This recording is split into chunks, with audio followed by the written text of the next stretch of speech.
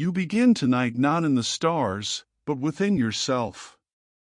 Beneath your skin, beneath the steady rhythm of your breathing, beneath even your quiet thoughts, there is a script. It is not written in ink, and it does not rest on paper.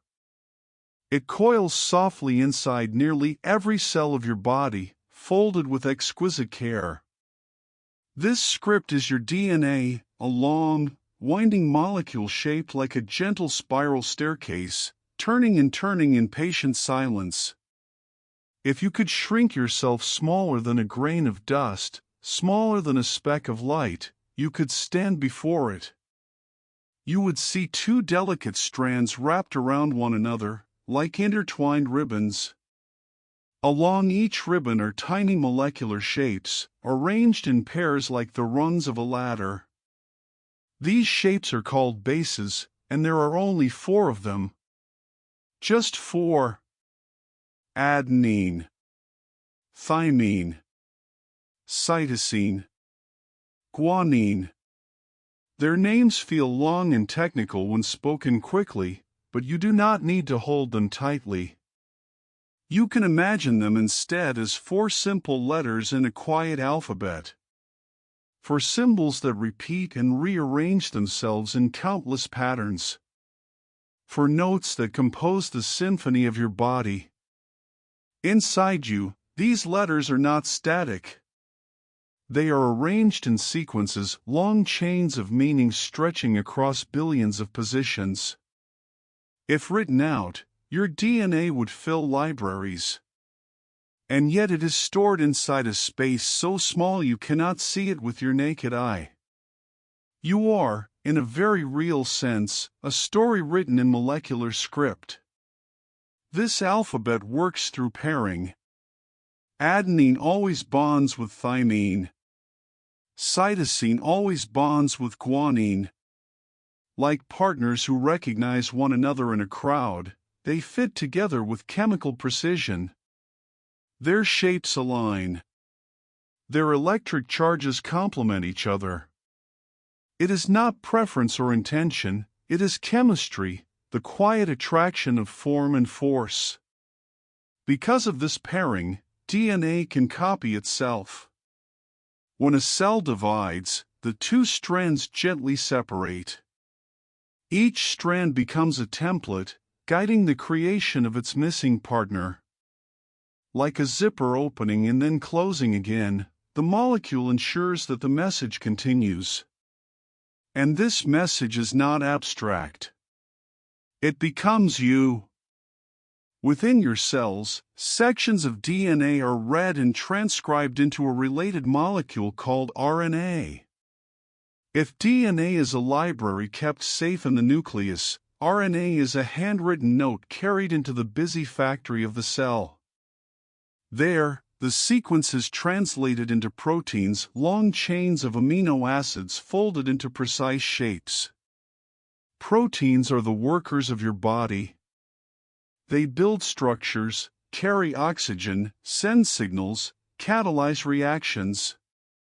The color of your eyes, the texture of your hair, the way your neurons transmit thought, all are guided by proteins, and all begin with those 4 letters. It is astonishing, when you let yourself feel it. Everything you are emerges from combinations of 4 chemical symbols. Like a language with only 4 characters, DNA writes instructions of immense complexity. Imagine composing every poem, every story, every philosophy book using only 4 letters. At first, it seems impossible. But with enough length, enough variation, enough patience, complexity blooms. This is how life writes itself. You might wonder why there are 4. Why not 5? Why not 6? The answer is woven into physics and chemistry. These 4 bases are stable under Earth's conditions. They pair reliably. They can be copied with high fidelity. Over billions of years, this particular alphabet proved resilient. Life, once it found a working system, held onto it. And yet, even as you rest here, breathing slowly, there is something quietly mysterious about this limitation. For letters feel both minimal and sufficient.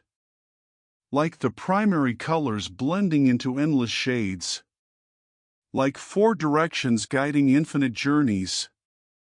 Inside your cells, the letters are arranged into groups of 3, called codons. Each triplet corresponds to one amino acid, one building block of proteins. With 4 letters arranged in sets of 3, there are 64 possible combinations. 64 molecular words, enough to encode the 20 standard amino acids that build your body's proteins. It is an elegant system. Efficient. Redundant in places, protective against small errors. And nearly every living organism on Earth uses this same code. The oak tree outside. The bacteria in the soil. The whale moving through the ocean. The tiny microbes drifting in the air. All share this alphabet. All rely on adenine, thymine, cytosine, and guanine. Across billions of years of evolution, this molecular language has remained astonishingly conserved. You are connected to every living thing through these letters. If you trace your lineage back far enough, past ancestors and ancient mammals and early fish and single-celled organisms, you arrive at a common origin, a time when this alphabet first began to write itself reliably. That choice, once made by chemistry and survival, echoes forward into you. And yet, as you lie here in the quiet, another thought begins to form. Is this alphabet fixed forever? Or is it simply the first draft? Biology feels stable because it repeats. Cells divide the same way. Bases pair the same way. Proteins fold in familiar patterns. But evolution is not static. Mutations occur. Small changes slip into sequences. Over generations, these changes accumulate. The code persists, but it is not entirely immune to variation. Some organisms, in rare corners of life, interpret certain codons slightly differently. Tiny deviations from the so-called universal code. These exceptions are small, but they whisper something important. The system, while stable, is not untouchable. And if small variations are possible, could larger ones be? Could life, under different conditions, have chosen more than 4 letters? Could it, someday, expand? Tonight, you do not rush toward answers. You simply sit with the elegance of what is. 4 letters. Billions of combinations. A body built from repetition and variation. You imagine the DNA within you as a vast, softly glowing manuscript, coiled in microscopic libraries.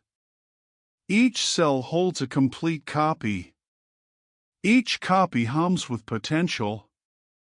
Most of it remains unread at any given moment, like chapters waiting patiently on a shelf. And yet the story continues. With every breath, cells divide. With every moment, proteins assemble and disassemble. The alphabet is active, dynamic, alive. You are not separate from it. You are its current expression. Now you let your awareness travel backward.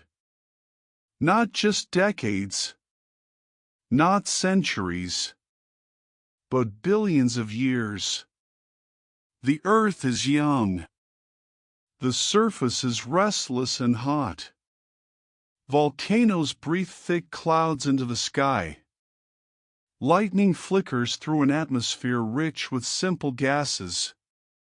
Oceans are forming, dark and mineral heavy, cradling the first quiet chemistry of life.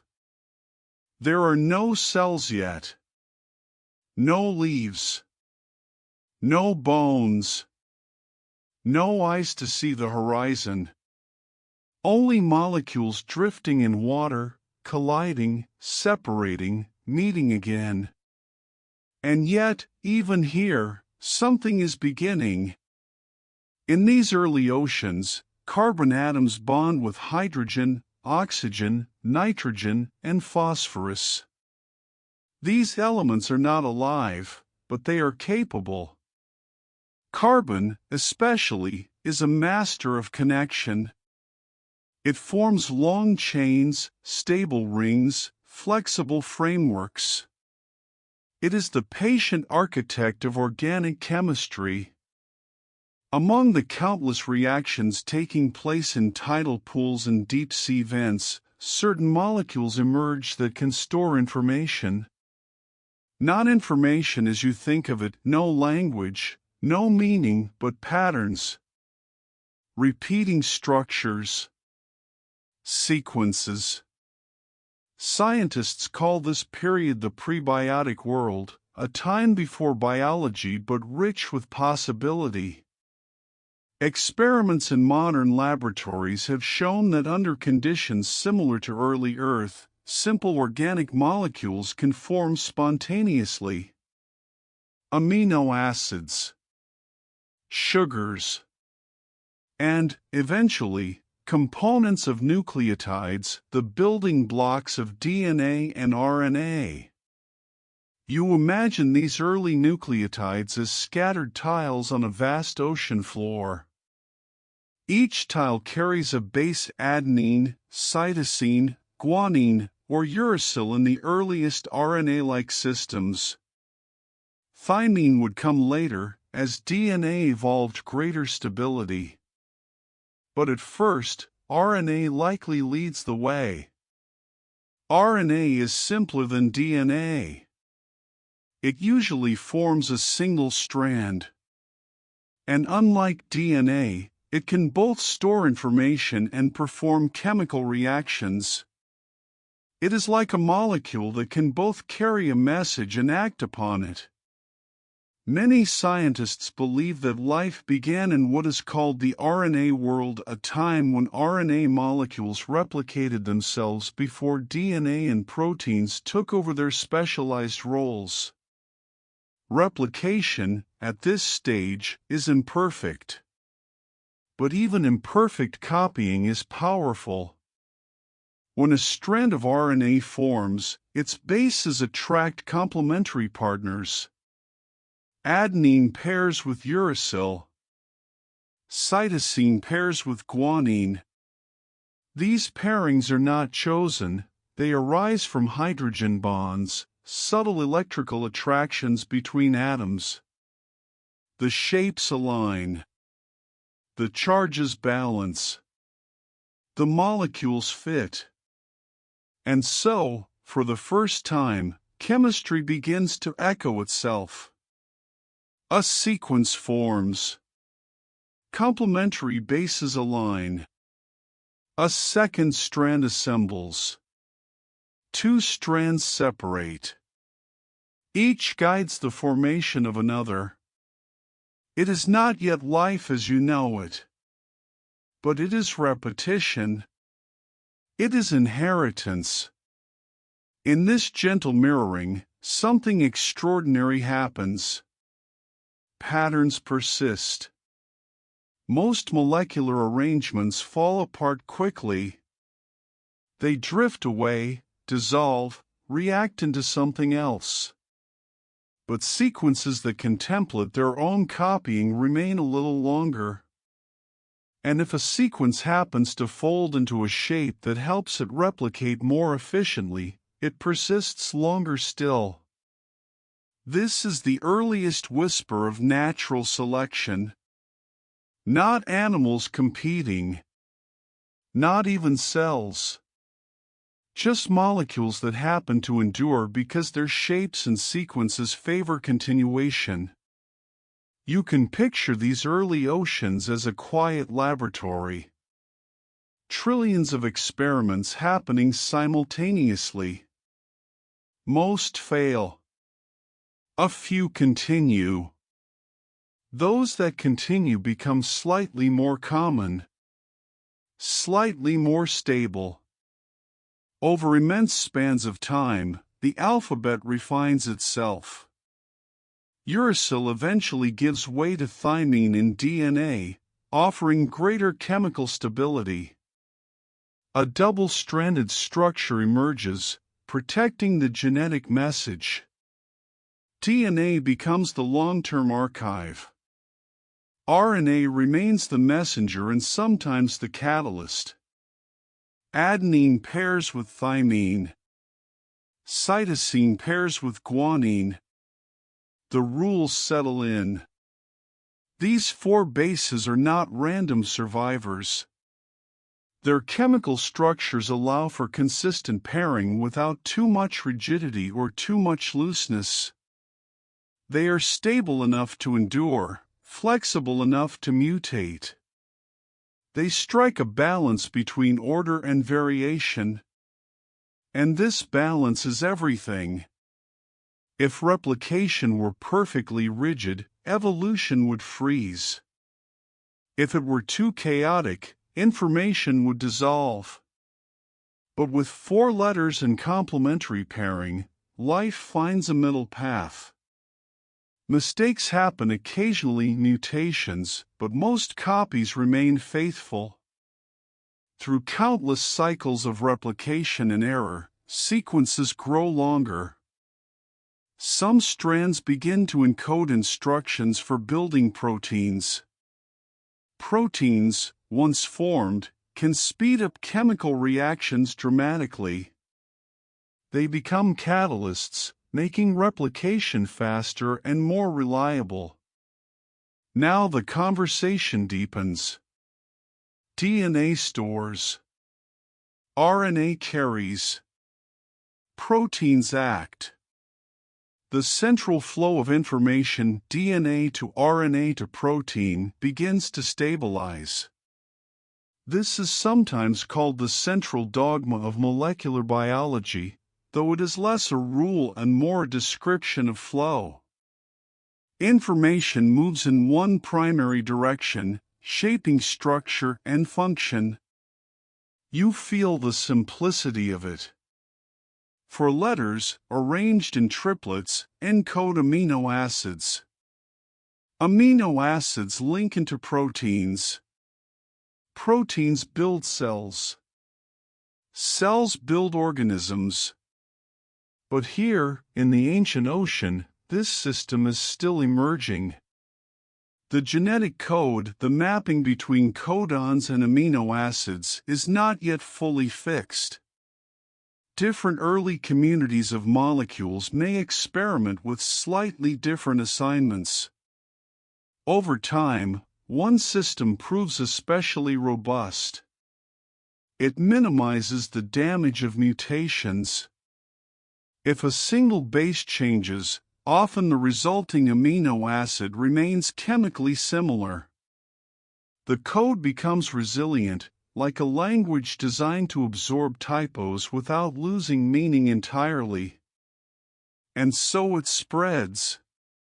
Early cells carrying this efficient code divide and multiply. They outcompete others. Their descendants inherit the same alphabet and the same translation rules. Gradually, across the planet, this genetic language becomes dominant. It is not that it was the only possible system. It is that it was good enough and early enough to take root everywhere. You rest with that idea. Life's alphabet may not be inevitable. It may be historical. A frozen accident, as some scientists have called it. A system that locked in early because changing it later would be too disruptive. Once countless proteins depend on specific codons, altering the dictionary would scramble the instructions. So the code stabilizes. It becomes nearly universal. The four letters have learned not only to pair, but to persist. And now, billions of years later, they continue their quiet conversation inside you. Every cell still follows those ancient pairing rules. Every protein still emerges from triplet codons shaped in primordial waters. As you drift in thought, you sense how chemistry became language not through intention, but through repetition and selection. Molecules that echoed themselves endured. Echoes became patterns. Patterns became inheritance. And inheritance became life. Yet even in this ancient settling, there were moments when the code might have gone another way. Slight differences. Alternative mappings. Small forks in the molecular road. You begin to wonder about those paths not taken. Because if the genetic code once hovered in uncertainty, if multiple versions briefly flickered into existence before one prevailed, then perhaps the universality you see today carries the memory of possibilities that almost were. You return now to the present, carrying the memory of ancient oceans with you. Inside your cells, the alphabet feels settled. Stable. Almost unquestioned. Adenine pairs with thymine. Cytosine pairs with guanine. Triplets of these letters, codons, flow steadily into proteins. The system hums with quiet reliability. And yet, when scientists began to decipher this code in the 20th century, they did not assume it would be universal. They did not expect that a bacterium drifting in a hot spring would use the same dictionary as a maple tree, or a hummingbird, or you. But that is what they found. In the 1960s, researchers such as Marshall Nirenberg and Har Gobind Khurana painstakingly cracked the genetic code. They discovered which codons corresponded to which amino acids. UUU encodes phenylalanine. August signals the start of protein synthesis and encodes methionine. 64 codons map onto 20 standard amino acids and a few punctuation marks, start and stop signals. When scientists compared organisms across the tree of life, from bacteria to humans, they found something astonishing. The code was nearly the same everywhere. The same triplets. The same assignments.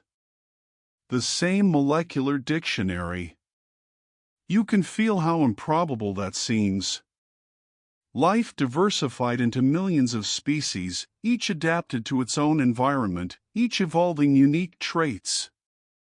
And yet, beneath feathers and fur and bark and skin, the same codon table operates. It is as if every book in a vast planetary library written in different styles, different genres, different languages of expression was still composed using the same underlying alphabet and grammar. This near universality suggests something profound. It tells you that the genetic code must have been established very early in the history of life. Before lineages split into bacteria, archaea, and eukaryotes. Before the first complex cells. Before plants and animals and fungi. Once set, it spread through descent. Changing the code later would be catastrophic. Imagine rewriting the meaning of a common word in every sentence of a book simultaneously. Every protein would shift. Every structure would wobble. The organism would likely fail to survive.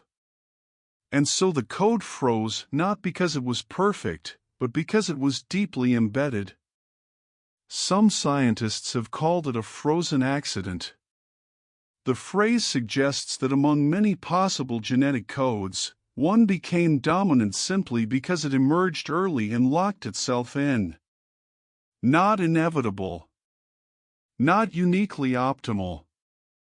Just historically successful. But when you look closer, you see that the code is not random. It has structure. Similar codons often encode chemically similar amino acids.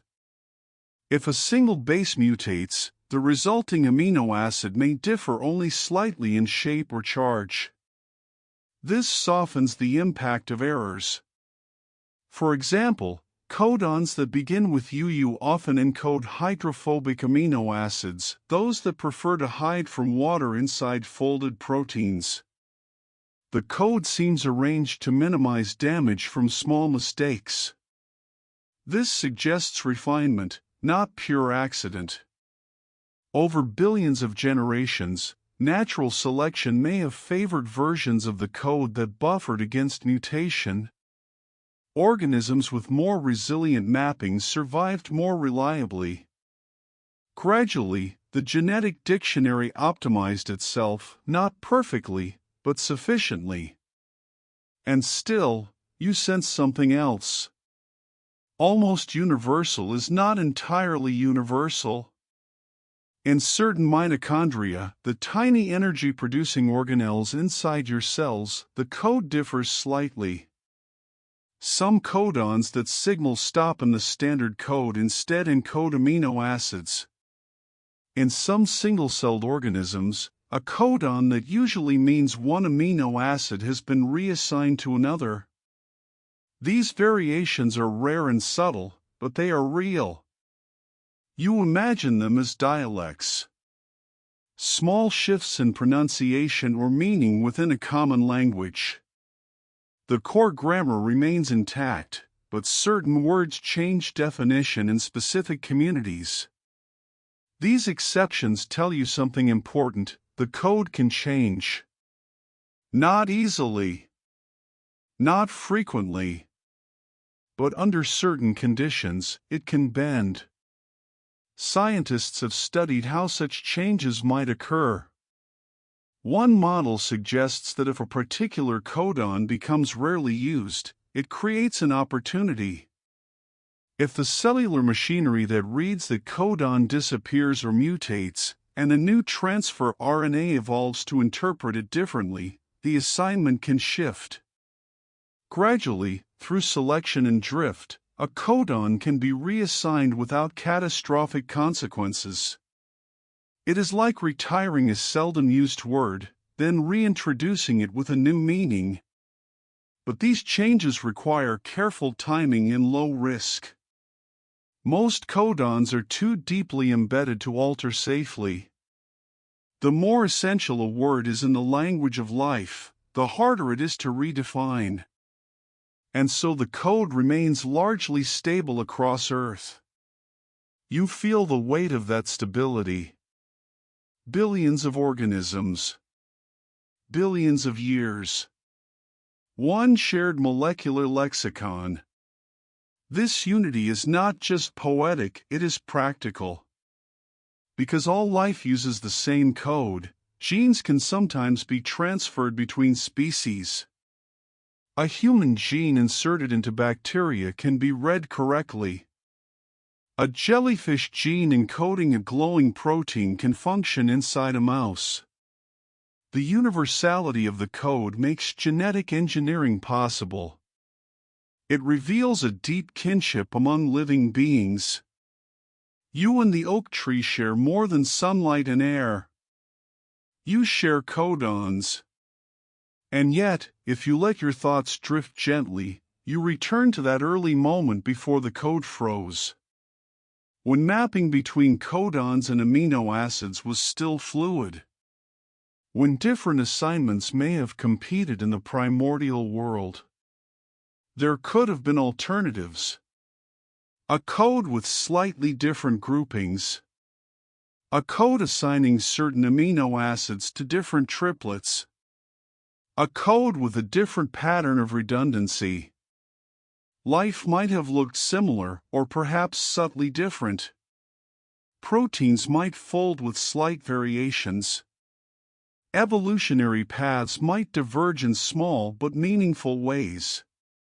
The fact that nearly all life shares one code does not mean other codes were impossible. It means one lineage prevailed. You rest with that thought. The universality you observe today is a record of survival, not necessity. And in the rare dialects found in mitochondria and certain microbes, you glimpse a quiet truth: the genetic dictionary is deeply rooted, but not absolutely immutable. There are cracks where variation slips through. There are edges where meaning shifts. The code that feels so fundamental, so permanent, once stood at a crossroads. And in some microscopic corners of life, it still experiments softly, cautiously, without fanfare. As your breathing slows, you sense how stability and possibility coexist. How something can be nearly universal and still carry the memory of change. The genetic code is a language spoken by almost every living cell. But like any language, it evolved. It settled. It adapted. And in a few rare places, it bent just enough to remind you that even the most foundational rules of life are written not in stone, but in chemistry. You have felt the strength of the genetic code. Its near universality. Its deep roots in early life. Its quiet endurance across billions of years. But now, you lean closer. Because even something ancient and stable can carry small, almost secret variations. Inside your own cells, there are tiny structures called mitochondria. They are often described as the power plants of the cell, generating the energy that keeps your body moving, thinking, breathing. But mitochondria are more than energy producers. They carry their own DNA. Long ago, over 1 billion years in the past, the ancestors of mitochondria were free-living bacteria. They entered into a partnership with early cells, a relationship so successful that they became permanent residents. Over time, most of their genes moved into the host cell's nucleus. But a small genome remained inside the mitochondria themselves. And within that small genome, something interesting happened. The genetic code in many mitochondria is slightly different from the standard code used in the rest of your body. Certain codons, those 3-letter words you have come to know, have been reassigned. In human mitochondria, for example, the codon UGA, which usually signals stop in the universal code, instead encodes the amino acid tryptophan. A signal that once meant end here now means continue. It is a small change. But it is a change. You imagine a sentence where a period suddenly becomes a word. Where the pause transforms into motion. It alters the rhythm, but the meaning still holds. How can this happen without disaster? The answer lies in isolation and gradual transition. Mitochondria operate within their own contained environment. Their genomes are small. Their proteins are specialized. Over time, certain codons may become rarely used. If the machinery that interprets a codon changes, if a transfer RNA evolves to recognize it differently, and if the old meaning fades away slowly enough, reassignment can occur without catastrophic consequences. It is like renovating a small, separate library rather than rewriting every book in the world. Beyond mitochondria, in certain single-celled organisms such as ciliates, additional variations appear. Some species reassign stop codons to encode amino acids. Others alter the meaning of specific triplets in subtle ways. These organisms do not abandon the genetic code. They modify it gently. You feel how careful this process must be. Proteins depend on precise sequences. A misplaced amino acid can change folding, function, stability. The code cannot shift recklessly. And yet, in these rare lineages, it has shifted. Scientists study these natural variations to understand how flexible the code truly is. They analyze genomes. They compare codon usage patterns. They trace evolutionary histories. And what they find is not chaos, but cautious adaptation. Reassignments often occur where redundancy allows room for movement. Remember that the genetic code has 64 codons but only 20 standard amino acids. Many amino acids are encoded by multiple codons. This redundancy provides a kind of buffer. If one codon changes meaning, others may still preserve the original assignment. The system can absorb small rearrangements. It is like a language with synonyms. If one word shifts, others remain to carry the idea. You begin to sense that the genetic code is not a rigid monument, but a carefully balanced ecosystem of meaning.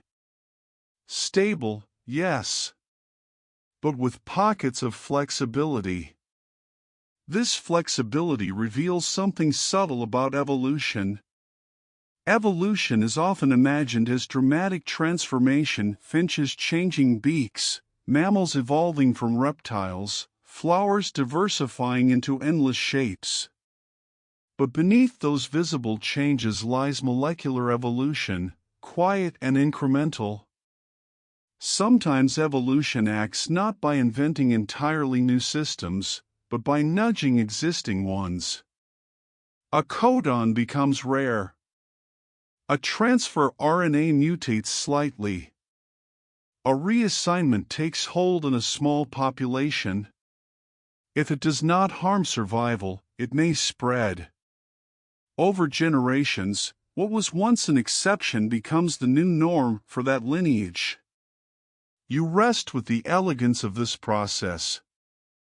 Its variations are not random experiments, they are constrained by chemistry, by structure, by the need to maintain functional proteins.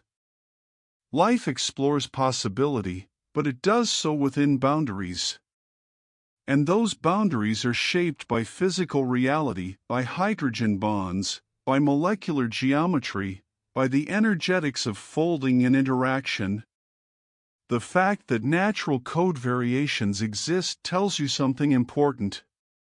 The genetic code is not absolutely fixed by the laws of physics. It is historically shaped. It can be altered under the right conditions. But the fact that variations are rare tells you something equally important. Large-scale changes are dangerous. The deeper a system becomes embedded, the harder it is to revise. You imagine the genetic code as an ancient city. Most of its streets and foundations remain unchanged. But occasionally, a small alley is rerouted. A building is renovated. A sign is replaced with a new one. From afar, the city looks the same. Up close, you notice subtle differences. Inside you, your nuclear DNA follows the standard code. Your mitochondria follow a slightly altered dialect. Two related languages coexist within your cells, cooperating seamlessly. You carry molecular diversity within your own body. And this realization softens something. The genetic code is both universal and plural. Shared across life, yet capable of local variation. Stable across epochs, yet flexible in pockets. It is not a frozen accident in the sense of being immovable. It is frozen in practice because change is costly. But when circumstances allow, life can adjust its dictionary. You begin to feel a quiet widening of possibility. If natural evolution can reassign codons in mitochondria and microbes, If meaning at the molecular level can shift carefully over time, then perhaps the boundaries of the genetic alphabet are not as absolute as they first appeared. The code has bent before. And when something bends without breaking, it suggests that deeper transformations, though rare and delicate, may not be entirely beyond reach. You have traced the alphabet. You have watched it form in ancient oceans. You have seen it settle into near universality. You have noticed the small bends in its structure, the rare dialects of mitochondria and microbes. Now you follow the message forward.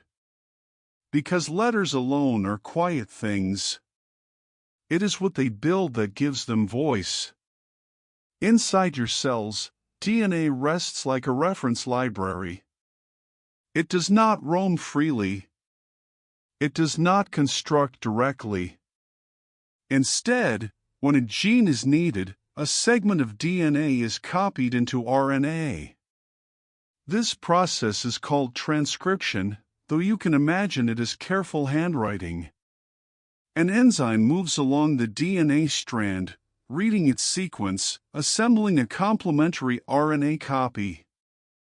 The language shifts slightly, uracil replaces thymine, but the message remains intact. This RNA then travels from the nucleus into the cytoplasm, where tiny molecular machines called ribosomes await. Ribosomes are not conscious readers, yet they perform an extraordinary act, translation. They read the RNA 3 letters at a time, codon by codon. For each triplet, they recruit a transfer RNA carrying a specific amino acid. These amino acids are linked together, one by one, forming a growing chain. You imagine this as a loom weaving a thread. Each codon adds a bead. Each bead carries its own chemical personality, charged, hydrophobic, flexible, rigid. When the chain is complete, something miraculous happens. It folds. Proteins are not long strings for long. They twist and curl into intricate three-dimensional shapes. Some form spirals called alpha helices.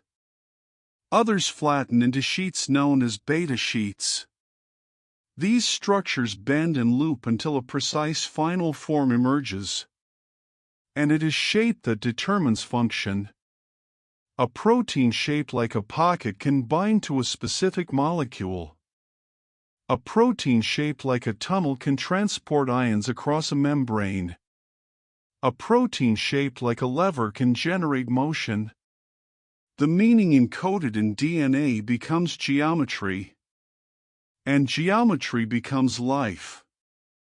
Inside your brain, proteins form receptors that detect neurotransmitters. They create channels that allow electrical signals to travel along neurons. They assemble into scaffolds that hold synapses in place. Your thoughts, this very reflection, depend on proteins folded correctly. It is humbling to realize that consciousness rests upon molecular origami. Each time a neuron fires, proteins open and close in response to voltage changes. Each memory you form corresponds to subtle changes in protein networks, some strengthened, some weakened. The alphabet inside you writes not only your body, but your experience. And yet, proteins are limited by their building blocks. The 20 standard amino acids each possess unique chemical traits. Some attract water. Some repel it. Some carry positive or negative charges. Some form rigid rings, others remain flexible. The diversity of protein function arises from the combinations and arrangements of these 20 components. 20 building blocks, arranged in countless sequences. You pause and consider this number. 20 amino acids, encoded by 4 letters grouped into triplets. A mapping shaped long ago in ancient seas. A translation system refined and preserved across life. It is enough to build muscles and leaves, enzymes and antibodies, feathers and fur. It is enough to build brains capable of asking questions about themselves. But is it the only possibility? What if the alphabet could encode more than 20 amino acids? What if new building blocks were added, ones with chemical properties not found in the standard set? Already, nature hints at small expansions. In rare cases, 2 additional amino acids, selenocysteine and pyrrolysine, are incorporated into proteins using special mechanisms. They are not encoded by entirely new codons in the standard way, but they stretch the boundaries slightly. The genetic code, while stable, is not utterly rigid. You begin to feel how deeply the code and proteins are intertwined. The codon table defines which amino acids can be incorporated. The available amino acids define what shapes proteins can achieve. The shapes of proteins define the capabilities of cells. Change the alphabet, and you may change the architecture of life. Imagine adding a new amino acid with a metal binding group never before used in proteins. Or one that fluoresces naturally. Or one that forms stronger bonds under high temperature. Such additions could expand the chemical vocabulary of biology. But evolution is conservative. The current system works. It produces astonishing diversity. Adding new amino acids requires changes to the translation machinery, the ribosomes, the transfer RNAs, the enzymes that attach amino acids to their carriers. These systems are deeply integrated. Altering them is delicate work. And yet, even within the standard 20, life explores variation. A single mutation in DNA can change one amino acid in a protein. Sometimes this has little effect. Sometimes it alters function subtly. Sometimes it leads to disease. Occasionally, it grants advantage. Over generations, such mutations accumulate. Proteins evolve. Functions diversify. The shapes of proteins shape the trajectory of species. You imagine proteins as the sculptors of biology. DNA provides instructions, but proteins carve reality. They determine how cells move, divide, signal, and adapt. In early life, the emergence of efficient protein catalysts accelerated chemistry dramatically. Reactions that once took hours occurred in milliseconds. Complexity became possible. Without proteins, life would remain slow and simple. With them, it flourished. And all of it, every fold, every twist, every catalytic spark originates from the pairing of 4 letters into triplets. You feel the elegance of this translation system. The way abstraction becomes structure. The way information becomes matter arranged with purpose. It is like watching a blueprint transform into a cathedral. And yet, the cathedral is not fixed. Proteins are dynamic. They vibrate. They shift slightly in response to temperature, pH, and interaction with other molecules. They are not rigid sculptures, but living forms in constant motion. Your body is a symphony of folding and unfolding. As you rest, thousands of proteins within you are being synthesized. Others are being degraded and recycled. The process is continuous, rhythmic. The alphabet writes. The ribosome reads. The chain forms. The shape emerges. And through shape, life expresses itself. You begin to sense that if the alphabet were ever expanded, if new symbols were introduced, the consequences would ripple outward into protein structure, into cellular behavior, into thought itself. New shapes might become possible. New reactions might unfold. New forms of resilience or perception might arise. But for now, the system remains largely as it has been for billions of years. 4 letters. 20 amino acids. Infinite combinations. You drift with the understanding that the genetic code is not merely a storage device. It is a translator between symbol and substance. And if translation defines possibility, then any change in the dictionary could redefine what forms life is able to imagine next. You have wandered through ancient oceans and folded proteins. You have felt the stability of 4 letters and the subtle bends in their meaning. Now you step into a different landscape. It is not volcanic or primordial. It is quiet, bright, and filled with glass and steel. A modern laboratory hums softly with incubators and centrifuges. Here, scientists do something that evolution has not yet done on its own. They try to expand the alphabet of life. For billions of years, DNA has relied on 4 bases: adenine, thymine, cytosine, and guanine. Their pairing is guided by hydrogen bonds and molecular geometry. Their shapes fit together like carefully carved puzzle pieces. But chemistry does not forbid other shapes.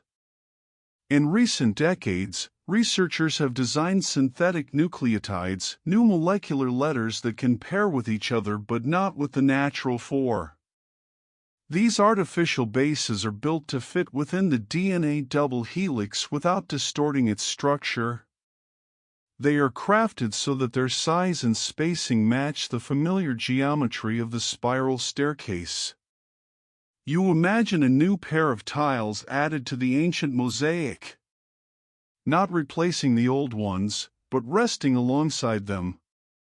In 2014, scientists successfully created bacteria containing DNA with an expanded genetic alphabet. Inside these cells, alongside A, T, C, and G, there existed a synthetic base pair, 2 artificial letters that recognized only each other. The cell's machinery, remarkably, could replicate DNA containing this extra pair. It is a delicate achievement. DNA polymerase, the enzyme that copies DNA, must accept the new bases as legitimate partners. The double helix must remain stable. The cell must not immediately reject or degrade the unfamiliar components. To make this possible, researchers carefully supply the synthetic nucleotides from outside the cell. Transport proteins shuttle them inward. The cell does not produce them naturally. It must be supported. This expanded system is not wild or uncontrolled. It is maintained gently, under supervision. Still, the implications are profound. With 6 letters instead of 4, the number of possible codons increases dramatically. The combinatorial space expands. If 4 letters arranged in triplets yield 64 codons, 6 letters could generate 216. You pause with that number. More codons mean the potential to encode more amino acids. More amino acids mean more possible protein shapes. More shapes mean new chemistries. The alphabet grows, and the architecture of life could grow with it. But there are challenges. The genetic code is not just about DNA replication. It also requires transcription into RNA and translation into protein. The ribosome must read the new codons. Transfer RNAs must recognize them. Enzymes must attach new amino acids to those transfer RNAs. Each step must be engineered carefully. Scientists have begun reprogramming the translation machinery. In certain experiments, researchers redesign transfer RNAs so they recognize specific codons and carry non-standard amino acids, ones not among the traditional 20. Some of these amino acids have unusual properties. They might contain chemical groups that form stronger bonds. They might fluoresce under certain light. They might allow proteins to form connections not normally possible. Already, expanded genetic systems have been used to produce proteins with enhanced stability or novel functions in laboratory settings. This is not science fiction. It is real chemistry, unfolding quietly in research facilities around the world. And yet, these modified organisms are highly controlled. They depend on synthetic nutrients. They cannot survive easily outside laboratory conditions. Their expanded alphabets are not spreading freely through ecosystems. There is caution here. The genetic code is foundational. Altering it carries risks. Researchers design safeguards to ensure that expanded organisms cannot outcompete natural life. Often, these engineered cells are dependent on the presence of synthetic molecules unavailable in nature. It is like teaching a language that only functions inside a specific room. Still, you feel the quiet awe of it. Life, which once seemed bound to 4 letters, can accommodate more if guided carefully. You imagine the double helix widening slightly to welcome new shapes. You imagine codon tables growing more complex.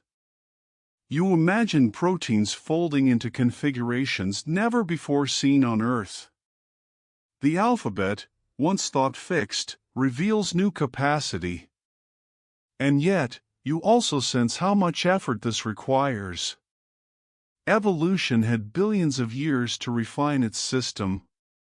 Scientists work with precision and intention, but they must respect the deep integration of molecular biology.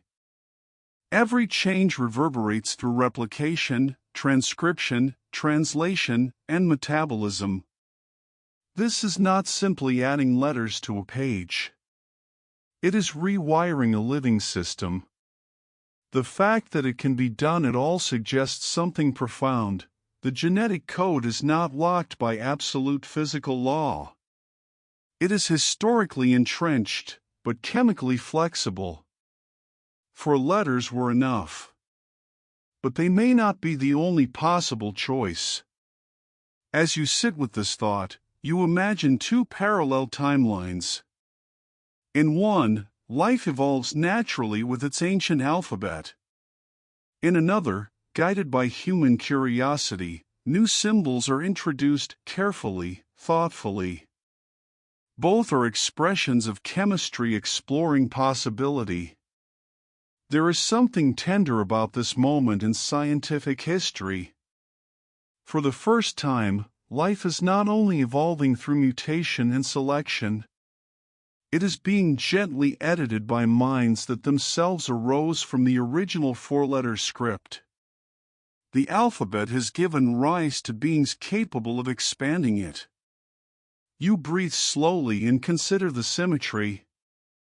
DNA encoded proteins that built brains. Brains now redesign DNA. The loop closes softly. And yet, this expansion raises deeper questions. If we can add new letters, can we reassign old ones?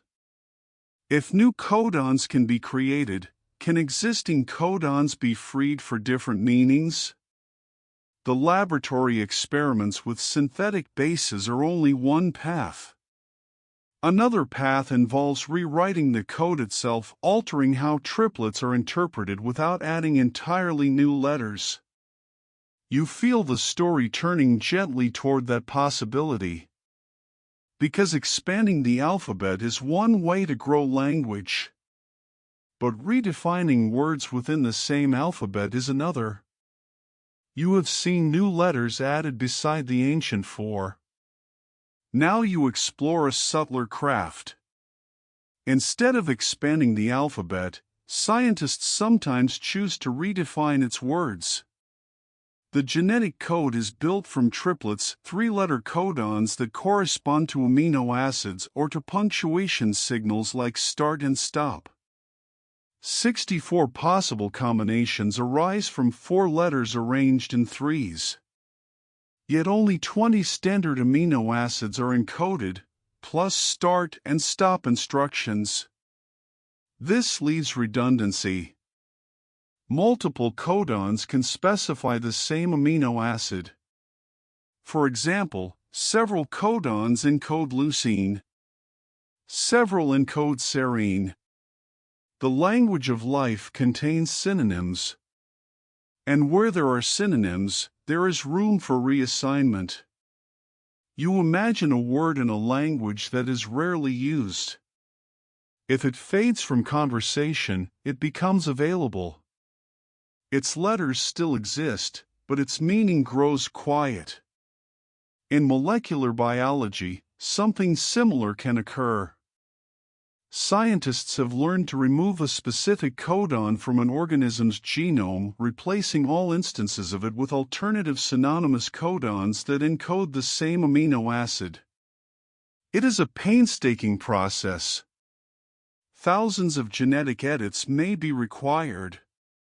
But with modern genome engineering tools, it can be done. Once the codon is no longer used in essential genes, it becomes free. Free to be reassigned. Researchers then redesign transfer RNA molecules, the small adapters that match codons to amino acids. A new transfer RNA can be engineered to recognize the freed codon and carry a non-standard amino acid instead of its original one. Now, when the ribosome encounters that triplet, it inserts something new. The codon has changed meaning. This is genetic reassignment. You feel how delicate this is. The ribosome, the transfer RNAs, the enzymes that attach amino acids, these form an intricate choreography. Alter one dancer, and the rhythm may falter. But when done carefully, the system adapts. In 2019, scientists reported the creation of a strain of bacteria with a recoded genome. They removed all instances of certain codons and reassigned them. The organism survived. It grew. It functioned. The language of its cells had been rewritten. With reassigned codons, researchers can incorporate amino acids that nature does not normally use. Some contain chemical groups that allow proteins to form new types of bonds. Others enable precise labeling of proteins for imaging. Some make proteins resistant to degradation. The possibilities extend quietly outward. Proteins built with non-standard amino acids may have enhanced stability, novel catalytic abilities, or new structural features. They could lead to innovative medicines, materials, or industrial enzymes. Yet you sense something deeper than application. You sense the boundary shifting. For billions of years, evolution altered genes through mutation and selection. Codon meanings remained mostly fixed. Now, intention enters the picture. Human minds, themselves products of the genetic code, deliberately alter the mapping between symbol and substance. It is a profound recursion. The code writes brains. Brains rewrite the code. And yet, this rewriting is constrained. Scientists must respect the architecture of life. Reassign too many codons, and translation becomes unstable. Insert too many foreign amino acids, and proteins misfold. The system resists drastic upheaval. But small, precise changes are possible. The melody remains recognizable, but its harmonies expand. There is also an unexpected benefit to reassignment. Organisms with altered genetic codes can become resistant to viruses. Viruses rely on the host's translation machinery to produce their own proteins. If the host has reassigned codons, viral genes may be mistranslated, rendering them ineffective. By rewriting the code, scientists can create biological systems insulated from certain natural pathogens. It is like changing the lock on a door. Yet you feel the responsibility in this act. The genetic code is not merely a tool. It is the foundation of all known life. Altering it raises questions about containment, ethics, and long-term impact. So far, recoded organisms are maintained under controlled conditions. They are designed not to survive easily outside laboratory environments. Safeguards are built into their metabolism. Caution accompanies curiosity. Still, the fact remains, the code can be reassigned. Meaning at the molecular level is not absolutely fixed. It can be redefined, if one is patient and precise. You rest with the implications. If codons can encode new amino acids, then the repertoire of proteins can expand. If proteins can expand, then cellular capabilities can shift. If cellular capabilities shift, then evolution itself could take new paths if such organisms were ever allowed to propagate widely. For now, these changes are deliberate and contained. But you sense how the boundary between natural evolution and guided evolution is softening. Nature once selected codon assignments through survival and chance. Now, conscious agents intervene. It does not erase evolution. It becomes another force within it. You breathe slowly and imagine the genetic code as a living dictionary. For eons, it has been edited only by time and mutation. Now, new editors sit at the desk, careful, thoughtful, aware of consequence. The words of life are being revised. And this leads you to a deeper question. If humans can redesign codons, if laboratories can expand alphabets and reassign meanings, could nature ever accomplish something similar on its own? Could the genetic code evolve again, without guidance? You let that question settle softly in your mind. Because evolution is patient. And patience, given enough time, can accomplish transformations almost unimaginable. You step away from a laboratory now. Away from glass flasks and engineered genomes. Away from deliberate edits and redesigned codons. You return to something older. Time. Not the quick time of human years, but the vast, slow unfolding of geological ages. The kind of time that reshapes continents, that turns mountains into sand, that transforms single cells into forests and mines. Evolution does not hurry. It works with small variations, repeated across countless generations. A mutation here. A slight shift in protein structure there. Most changes are neutral. Some are harmful and fade.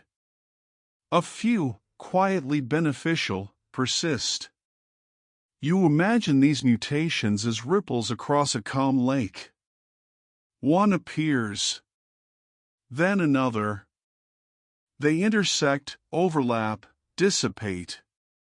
Occasionally, a pattern strengthens and continues outward. Could such ripples ever reshape the genetic code itself? At first, it seems unlikely. The genetic code is deeply embedded. Every protein in an organism depends on its assignments. Change a codon's meaning abruptly, and thousands of proteins would alter simultaneously.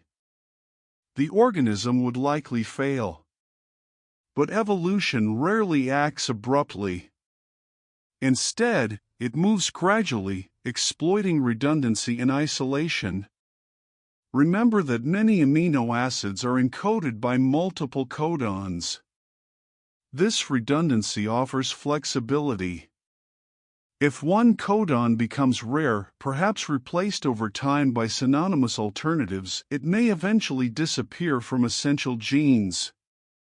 If a codon falls silent long enough, it becomes free. In a small, isolated population, perhaps in a unique ecological niche, mutations in transfer RNA genes could arise. A transfer RNA might begin to recognize a different codon. If the original codon is no longer widely used, the impact of reassignment would be minimal. Slowly, through genetic drift and selection, a new mapping could establish itself. This is not hypothetical. The variations you explored in mitochondria and certain microbes likely arose through such gradual processes.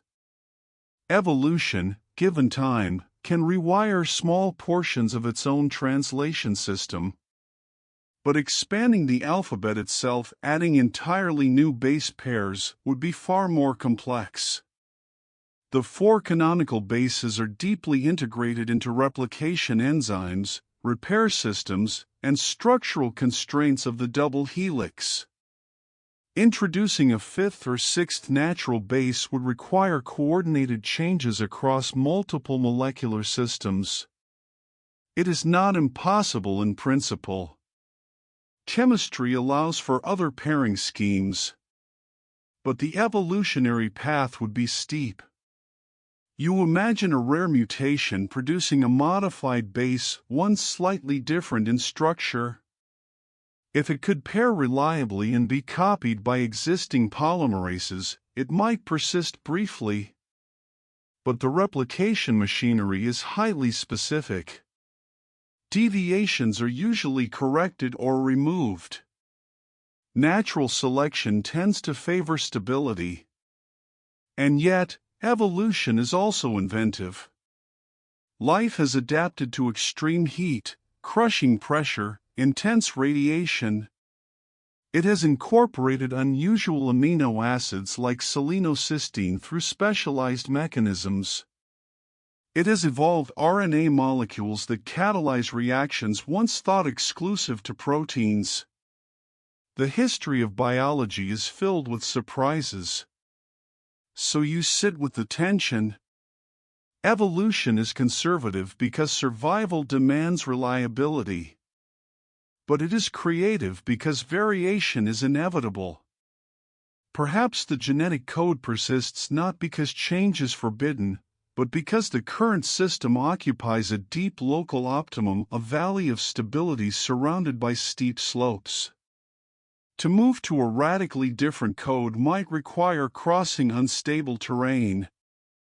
But what if conditions shift dramatically? What if, in some isolated environment deep beneath ice, or within mineral pores, or on another world entirely different chemical pressures operate? If life were to arise independently elsewhere in the universe, it might not choose the same 4 letters. It might use alternative bases, different pairing rules, a different mapping between codons and amino acids. The genetic code you know may be universal on Earth, but it may not be universal in principle. You imagine alien oceans where other nucleotides float, pairing in patterns unfamiliar to you. Different alphabets composing different chemistries. Even here on Earth, viruses sometimes stretch the boundaries. Some viral genomes contain unusual bases or modified nucleotides that alter recognition by host defenses. Life experiments at the margins. Evolution does not foresee the future. It explores possibilities that arise from mutation and environment. And so, could nature alone expand the code significantly?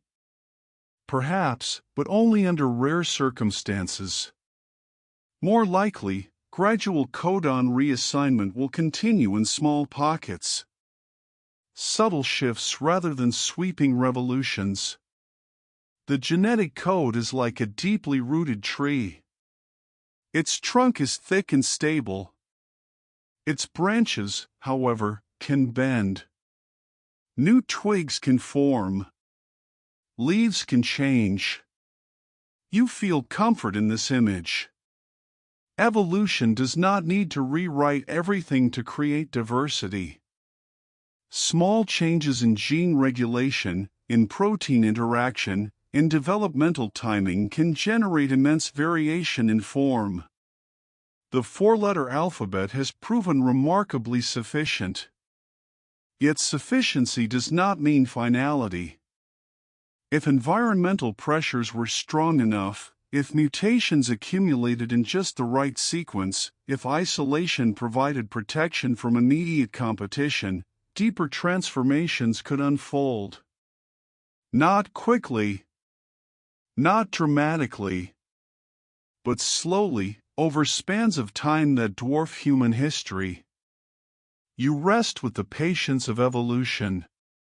It is not driven by urgency. It does not aim for complexity. It simply favors what works in context. And sometimes, what works includes bending the rules. The existence of natural code variations tells you that meaning at the molecular level is not sacred or untouchable. It is functional. If a new mapping improves survival or at least does not harm it, it may persist. You breathe gently and feel the vastness of time stretching behind and ahead of you.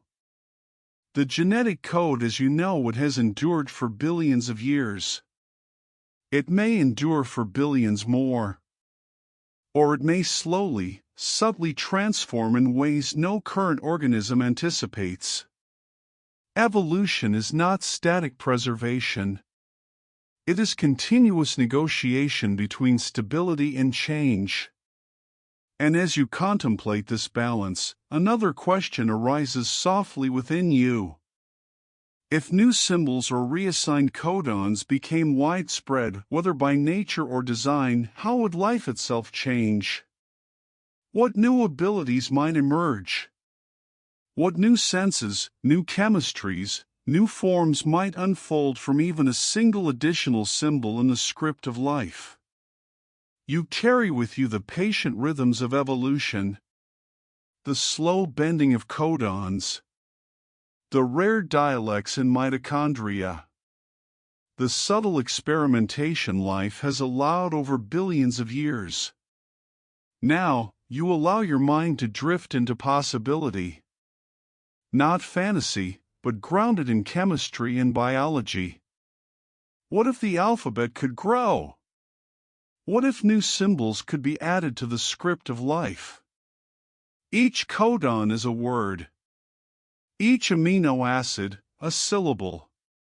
Together, they compose the poetry of proteins. By introducing new letters or reassigning existing ones, the vocabulary expands. A single new codon could encode an amino acid never before used. A new amino acid could fold differently, form novel bonds, or carry unique chemical properties. Imagine a protein that can resist extreme heat because it folds more tightly, like a fabric woven from threads stronger than silk. Imagine a protein that glows softly, allowing a cell to signal itself or its neighbors in colors never seen before. Imagine enzymes that catalyze reactions impossible with the standard 20 amino acids. The addition of new symbols does not merely create novelty, it creates capacity. Life could produce materials more durable than anything naturally found, medicines more precise than any compound previously synthesized, and sensors more sensitive than our current instruments. And yet, even a single change carries profound consequences. Proteins are networks. One new building block may interact with others in unpredictable ways. Folding pathways could shift. Binding sites could emerge where none existed. Cells may adapt, or they may fail. Nature is cautious because molecular systems are interconnected.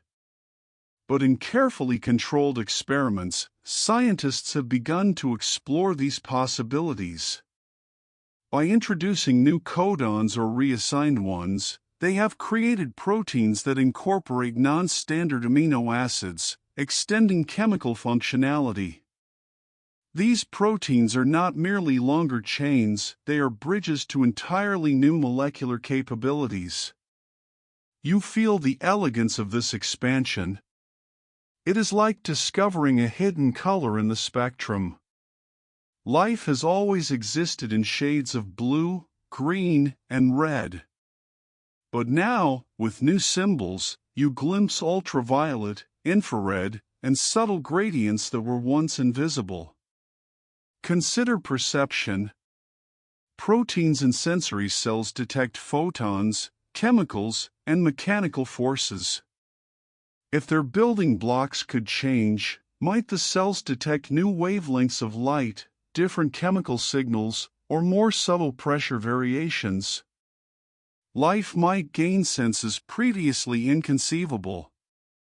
A leaf could detect changes in soil chemistry with exquisite precision. A human cell might sense biochemical signals beyond normal awareness. Even materials could change. Proteins are the basis of silk, collagen, keratin, and enzymes. Introducing novel amino acids could yield fibers stronger or more flexible, catalysts more selective or faster, scaffolds that assemble themselves into intricate architectures. Life could engineer its own tools at the molecular scale. You imagine a tiny protein factory inside a cell, weaving strands from a richer alphabet, producing molecules that nature alone has never needed, never required, never imagined. The cell becomes a workshop, its machinery guided by the same principles that once guided ancient DNA, yet now expanded by intention and design. Yet you sense restraint. Even with new symbols, the cellular system must maintain balance. The translational machinery must recognize codons correctly. Proteins must fold reliably. Metabolism must supply the building blocks. Life can expand its vocabulary only within the confines of chemistry and structure. And this is where imagination meets humility. Every step in expanding the genetic code must respect the interconnectedness of life's molecular networks. The thrill of new symbols is tempered by the wisdom of constraints. Still, the potential is quietly exhilarating. The addition of even one amino acid could ripple outward. Proteins altered by that single change could interact with others differently. Cellular pathways might shift. Organisms might express novel traits. Evolution, given time, might explore these new options, amplifying minor innovations into broader capabilities. You feel the quiet poetry of it. A single symbol, a single letter added to the genetic alphabet can ripple through the architecture of life. It can reshape chemistry, structure, perception, and function. It can alter the very sentences that compose proteins, and through them, the paragraphs of cells, tissues, and organisms. Even human understanding could shift. By exploring expanded codes, you gain insight into the plasticity of life, the rules it follows, and the potential it holds. You see the delicate balance between stability and possibility. You understand that what appears fixed may be pliable, if handled with care and patience. The quiet thrill lies not in control, but in exploration. Life's language is older than consciousness, yet it is still being written. You sense that the alphabet is not closed. It can grow. It can be bent. It can acquire new letters, new codons, new meanings. And in that expansion, new senses may emerge. Perception might broaden. Reaction might accelerate. Structures may attain resilience never before imagined. Each innovation begins at the molecular level, yet extends upward into the forms, behaviors, and capabilities of life itself. You let your thoughts drift gently over this landscape. You imagine cells exploring new chemical terrains, proteins folding in novel patterns, organisms expressing possibilities once unthinkable. Each potentiality carries the quiet weight of chemistry and the patient rhythm of evolution. And as you linger here, on the edge of imagination and science, you notice the subtle connection to human action. Laboratories do not replace evolution, they complement it. They accelerate exploration. They provide guided steps along paths that nature could eventually, though slowly, explore on its own. The boundary between natural possibility and intentional design is not abrupt.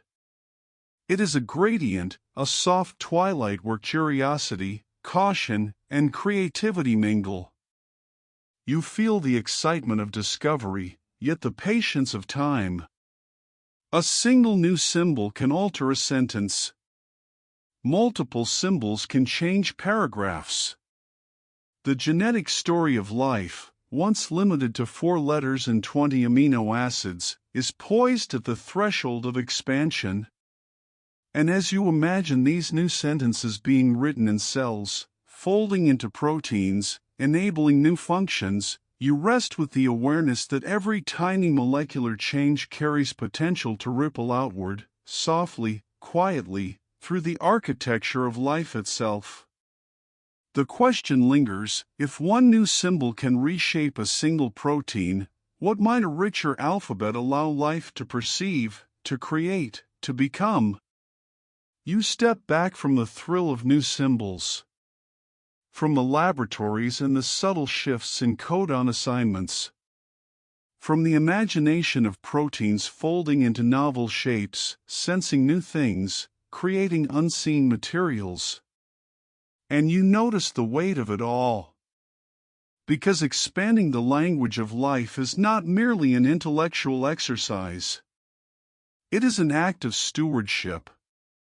Every alteration, every reassignment, every new letter added to the genetic alphabet carries responsibility. You breathe slowly and consider the quiet forces that shape life. Evolution is patient, selective, and blind.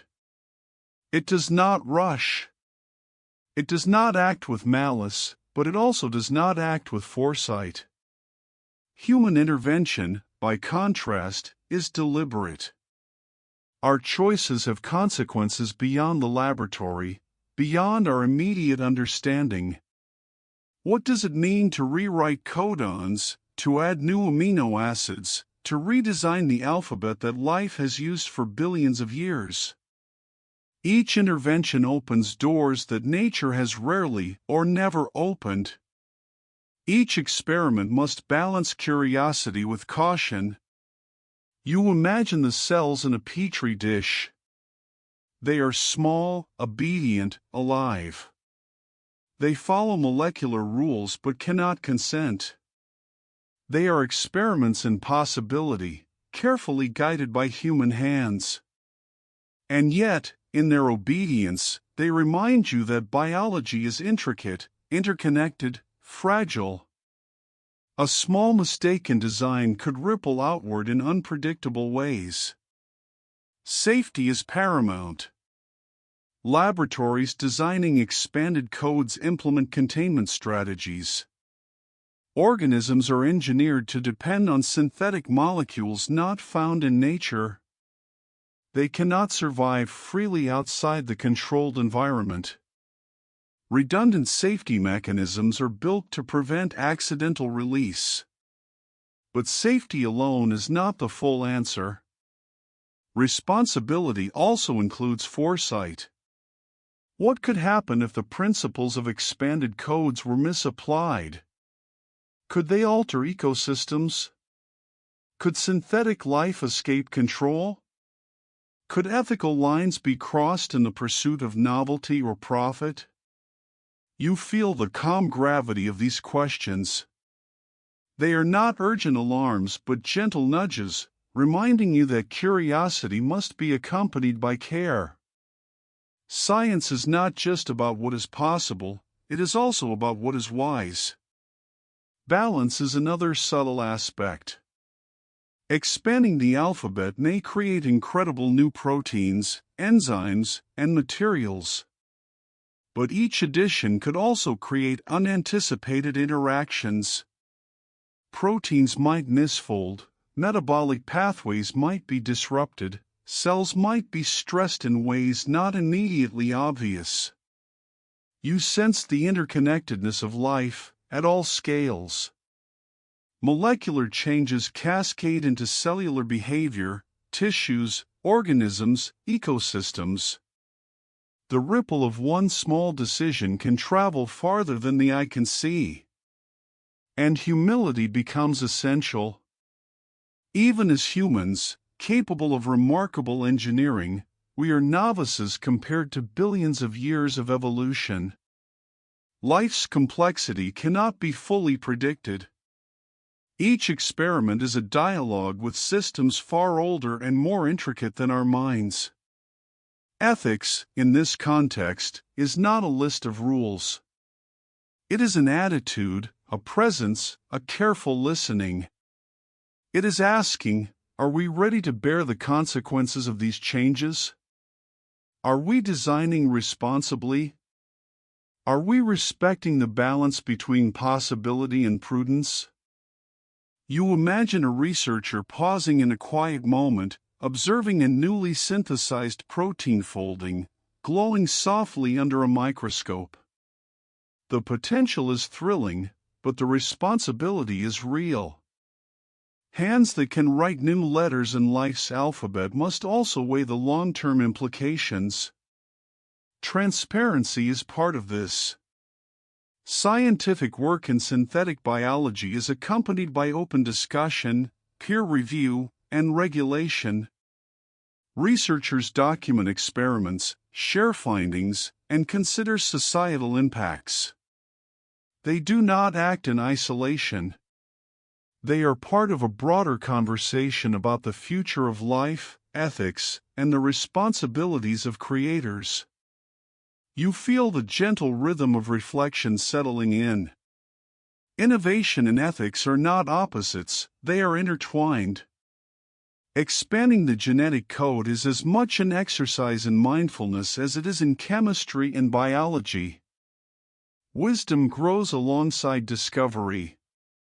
Every successful introduction of a new base pair, every reassigned codon, is measured, monitored, and assessed. Scientists learn not only what is chemically possible, but what is prudent, sustainable, and socially responsible. You reflect on the delicate balance. Just because something can be done does not mean it should be done without consideration. The alphabet of life is ancient. It has endured through mass extinctions, climate shifts, and the slow, patient selection of evolution. Altering it is a profound act. Yet there is hope. The same human ingenuity that allows us to manipulate codons also allows us to act thoughtfully. Ethical frameworks, careful planning, and humility ensure that the pursuit of expanded codes benefits knowledge, medicine, and understanding without compromising the delicate systems that support life. You imagine the broader context. Life, on Earth and potentially elsewhere, has evolved under subtle pressures, guided by chemistry and survival. Humans are now participants in this ongoing story. We are capable of nudging evolution in new directions, but we must do so as careful gardeners, not reckless architects. Even as you contemplate the possibilities, you feel a sense of calm. Responsibility does not diminish wonder. Ethical awareness does not stifle curiosity. On the contrary, it enhances it. Knowing the stakes, you approach each experiment with reverence, care, and attention. The ethical considerations extend beyond the lab. Society, governance, and public engagement must accompany scientific advances. Decisions about releasing organisms, applying expanded codes, or redesigning life require discussion, consent, and reflection. Science is never separate from the world it affects. And in this awareness, you feel a gentle satisfaction. Curiosity and caution, wonder and wisdom, coexist. Expanding life's alphabet is not just an exercise in creativity, it is an exercise in responsibility. You rest with this duality in mind, the thrill of creating and the humility of stewardship. You sense that every innovation is a step in a long dialogue between human intention and natural processes, between imagination and care, between possibility and consequence. Life's language is being written anew, yet it whispers reminders of its origins, its resilience, and its inherent complexity. And as you exhale slowly, your mind drifts toward the quiet future. If wisdom guides discovery, if ethics guide curiosity, then the letters, codons, and amino acids of tomorrow may be written thoughtfully, gently, and sustainably. You realize that the question of what life can become is inseparable from the question of how we choose to act as caretakers of its script. And so, softly, your thoughts turn to the horizon of possibility, where new symbols may appear, carefully guided, ready to reshape life with intention.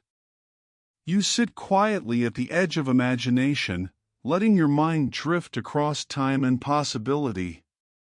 The journey from the 4 letters of DNA to folded proteins, reassigned codons, and synthetic nucleotides has brought you here.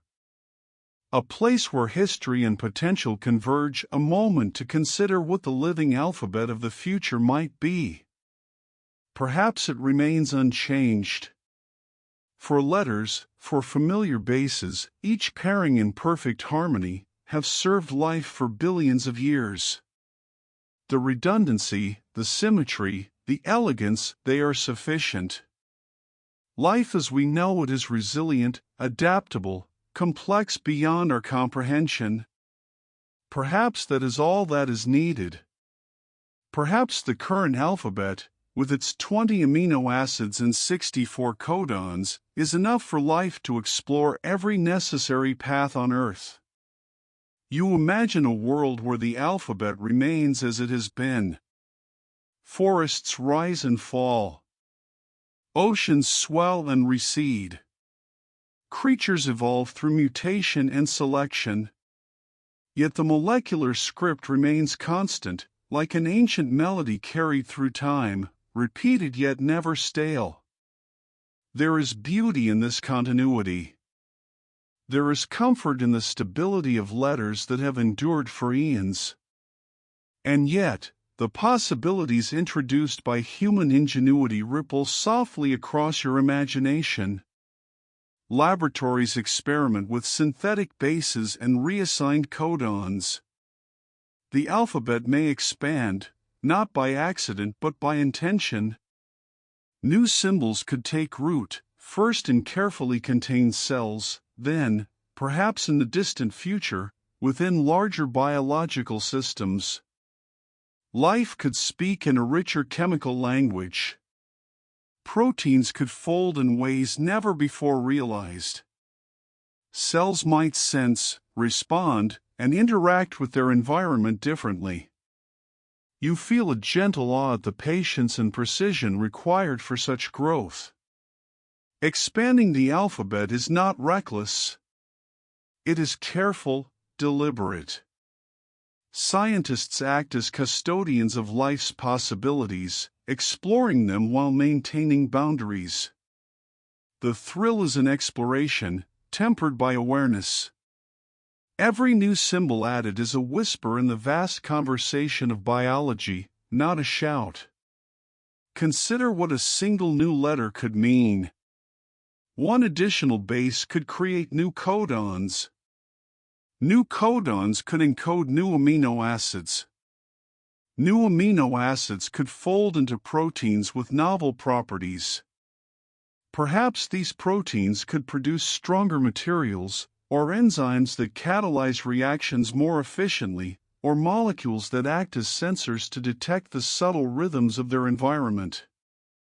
You feel the infinite potential of a single change. And yet, even as possibilities unfold, you remember restraint. Molecular systems are delicate. The cell is a carefully tuned orchestra. Disruptions can cascade. Expansion must be balanced, precise, and harmonious with existing structures. Beyond the laboratory, you imagine broader horizons.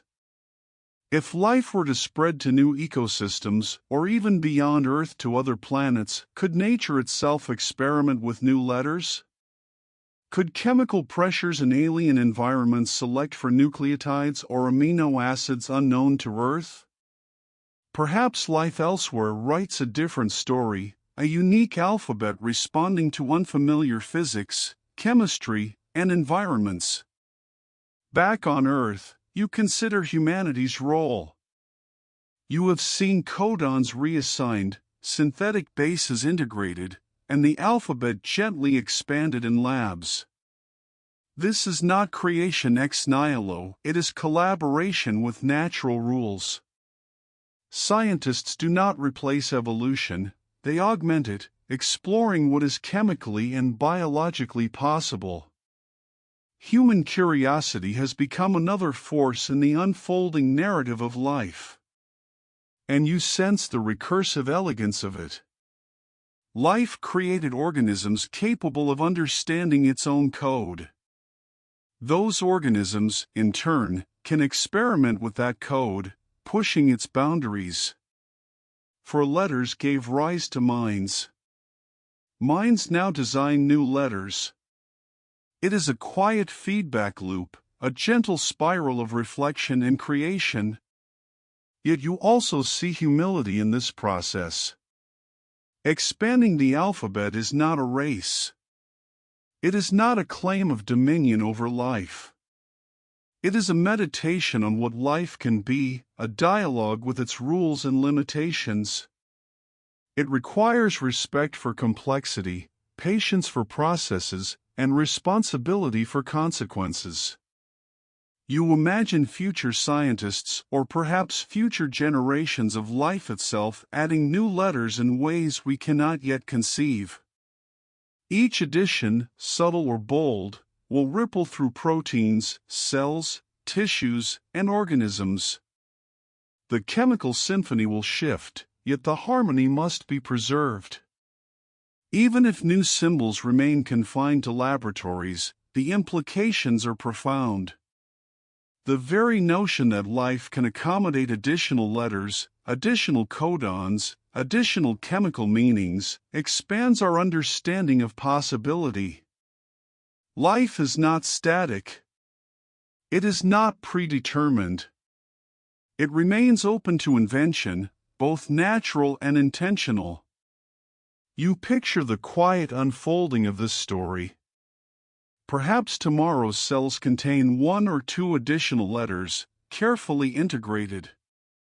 Perhaps a century from now, organisms have been endowed with entirely new chemical capabilities. Perhaps, in remote ecosystems, evolution discovers new nucleotides and amino acids on its own. And yet, perhaps life continues to thrive with the original 4 letters, unchanged, sufficient, beautifully enduring. The elegance of simplicity has its own wisdom. Stability and continuity are not obstacles to creativity, they are foundations upon which possibility rests. You feel a gentle oscillation between 2 visions, one of constancy, one of expansion. Both exist simultaneously. Both are real. Both carry quiet hope. The story of life is not finished. It is being written still, 1 letter, 1 codon, 1 protein at a time. And as you drift toward contemplation, you sense that the future alphabet of life is a living question. It is not answered. It may never be fully known. And that is precisely its wonder. The code is ancient, yet flexible. It is stable, yet open. It is both history and possibility. In the end, the letters 4, 6, or more whisper quietly. They tell the story of life's endurance, of chemistry's creativity, and of curiosity that spans eons. They invite reflection, careful thought, and reverent wonder. And as you close your mind around this meditation, you realize softly that life's story is still being edited, still being written, still unfolding, patiently, endlessly, in ways both familiar and unimaginably new.